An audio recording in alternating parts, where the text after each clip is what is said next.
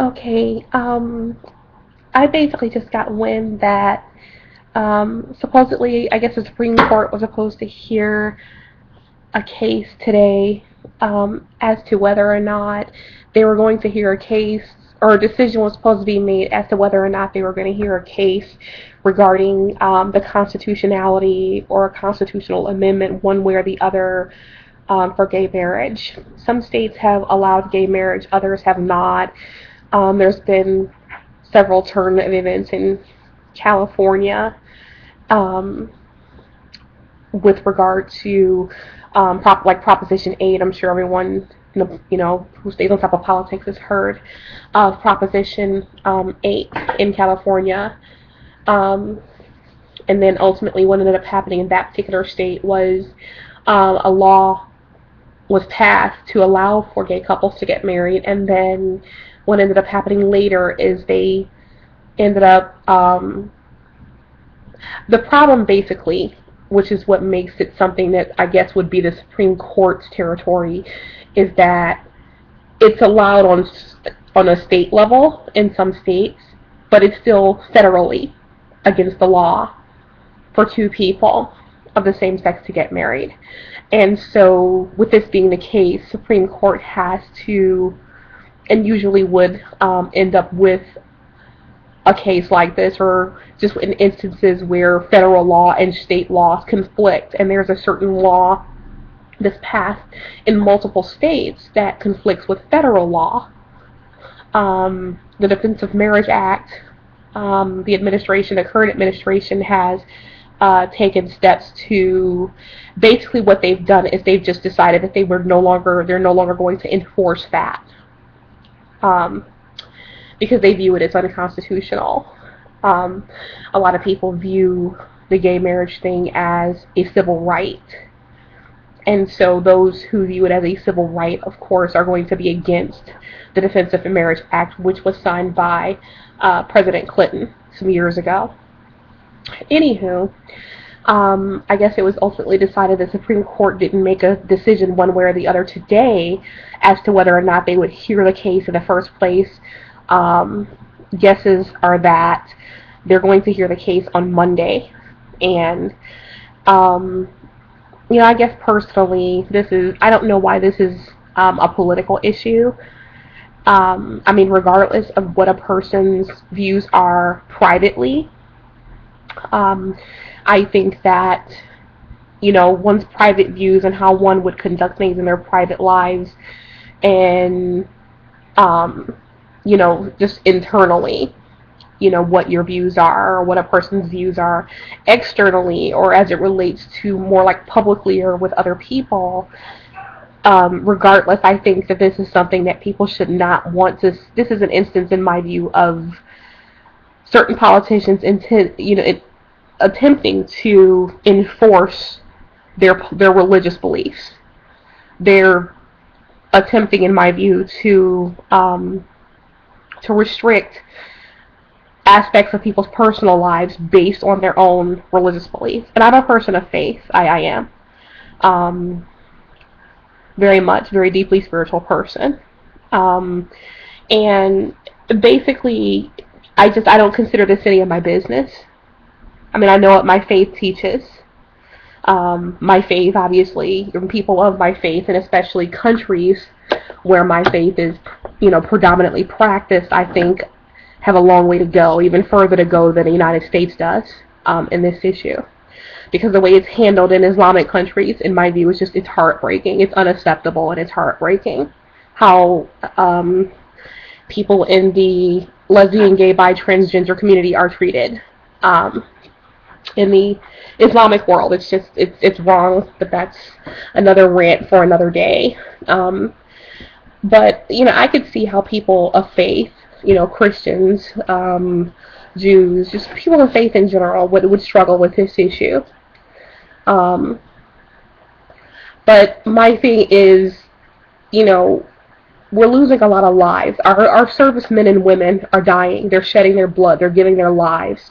They're coming home. Everyone that isn't maimed or doesn't come home in a box basically comes home psychologically changed permanently. They're broken people.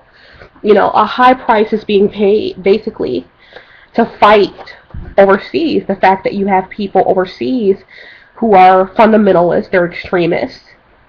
We're fighting on a daily basis. What happens when politics creeps into religion, or when religion creeps into politics? I'm sorry. Um, our founding fathers, which is why they've come up with a separation of church and state. They understood, because Europe has a long, agonizing history of just horrendous things. Um, it just horrendous things that have happened all throughout Europe, and with the absolute havoc that was wreaked upon Europe by the papacy, um, and by just scores of people dying. So our founding fathers, who were highly educated men, very learned and enlightened men, enlightened for their time, I think. They were special people in that they understood, and they feared. They understood what happened when religion creeps into politics.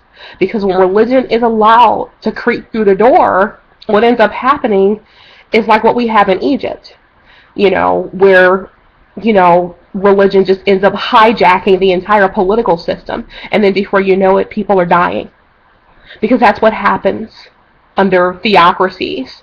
And I don't care, I'm a Muslim, but theocracy does not work. You cannot enforce Sharia law. You cannot enforce biblical law, Judaic law, any kind of religious law, because when this happens, people die. Lots and lots and lots of people needlessly and senselessly die. And that's what's so baffling to me about here. We have, and both parties have things that I don't like, and that, I consider myself a liberal, obviously. But both parties have things that I think desperately need to be addressed and desperately need fixed. And I see things in both parties that I feel are not good for the country. But one of the things that I think is totally and utterly an absolute danger to this country and a threat to democracy is religious fascism.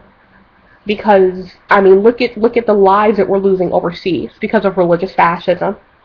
And now we have people right here on U.S. soil who, based upon their religious convictions, which is good that they have religious convictions, it's good that the Republican Party has a large evangelical base. That's a good thing, because what that tells me is that these are good, God-fearing people who, you're not going to end up with a despot or a libertine or just somebody that's a sociopath in office. So it's good that they have morals. It's good that they adhere to a higher power. It's good that they fear God and that they love God. Because, that tells me that, they're decent people. If they're adhering to all the moral things that go along with being a person of faith, that tells me that they're a good person. So the fact that there are a lot of evangelicals, in the Republican Party, that's a good thing. What's not a good thing is them attempting to find little ways of writing and creating legislation based upon their evangelical ideology. This is dangerous. It's dangerous. And, it's little things like the Ten Commandments being hung in courtrooms. We get that all the time in the country, where there'll be a controversy because a judge hung the Ten Commandments in the courtroom. And my personal opinion of that is that the Ten Commandments is not going to kill anybody. Come on. When was the last time the Ten Commandments killed somebody? And chances are, whoever it is standing in the courtroom is there because they violated one of the tenets of the Ten Commandments, something thereof, or close to violating one of the tenets of the Ten Commandments. So, I don't, on a personal level, I'm all for the Ten Commandments. I think it's a good thing. But I don't think that it's something that belongs hung in a public place that is funded by taxpayer dollars. I have a problem with that. I'd have a problem with something from the Quran or from Islam. I'd be ranting and raving about that too, because it's all dangerous. And what happens is, you find little bits and pieces of people allowing for their political or their religious views to become law, and to have laws written based on people's religious views. And then what ends up happening is, before you know it, you've got a theocracy. You got a full-blown, and it doesn't happen quickly. It happens subtly. It happens slowly, where bits and pieces of people's religious convictions will trickle in, and all of a sudden now you have laws. And then what you have is a handful of laws written based upon people's religious ideology turns into a bunch of laws. And then a bunch of laws, before you know it, you've got a full-blown theocracy on your hands. And that's, it's dangerous. And I think it's an affront to the men and women who are laying down their lives fighting these Taliban nuts and loons, these Islamofascist nuts and loons overseas. So, on a personal level, yeah, I mean, if you're a person of faith, obviously chances are you have a problem, with gay people getting married, with people of the same sex getting married. But I think, publicly you should be in favor of it no matter what you think of it personally. Because people attempting to create laws and legislation based upon their religious beliefs simply cannot fly. It cannot be tolerated. It can't. And our founding fathers understood the dangers of it too, which is why they, created separation of church and state, and that our government shall favor no religion or other. Because Europe has a long history, and they saw firsthand, because they immigrated here from there, so they understood full well, with the absolute devastation that religion creeping into politics, the havoc that's been wreaked all throughout Europe's history before our founders got here. They understood all too well, because they watched scores and scores of people die. As kids, they read it in their history books before they immigrated here. And I'm sure they watched it too. The havoc wreaked by things like the witch burnings and the papacy and the devastation wreaked by that. And I don't have a problem with the papacy. The papacy as it exists today is a wonderful institution. I don't have a problem in the world with it. But, historically speaking, it hasn't always been as stable and as positive as it is today. And our founders understood that. They came directly from that, which is why they mandated that our government should prefer no faith over religious faith over the other, and that religion and state should stay separate, because it is dangerous. So I don't know ultimately what Supreme Court would decide, but I don't think this is something that should be a political issue. I mean, as long as we're not talking about something like people marrying kids or people marrying animals, or it's a non-consenting adult thing, what two consenting adults do is not really any of anyone's business, and it's not something that should be politicized. It's just not a good idea.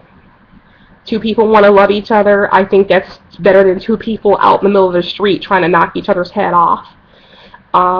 So I guess that's just my view on that. We'll have to see what happens. Anyway, okay, this has been kind of a long rant. So this will probably end up on Pinterest. I don't know if I'll put it in my politics section or if I'll just put it in my video vlog. I'm not uploading images of myself or anything else at this point, but that will probably change in the future, depending on how this goes. I have no idea. Anyway, I guess that's it. Alright, ta-ta.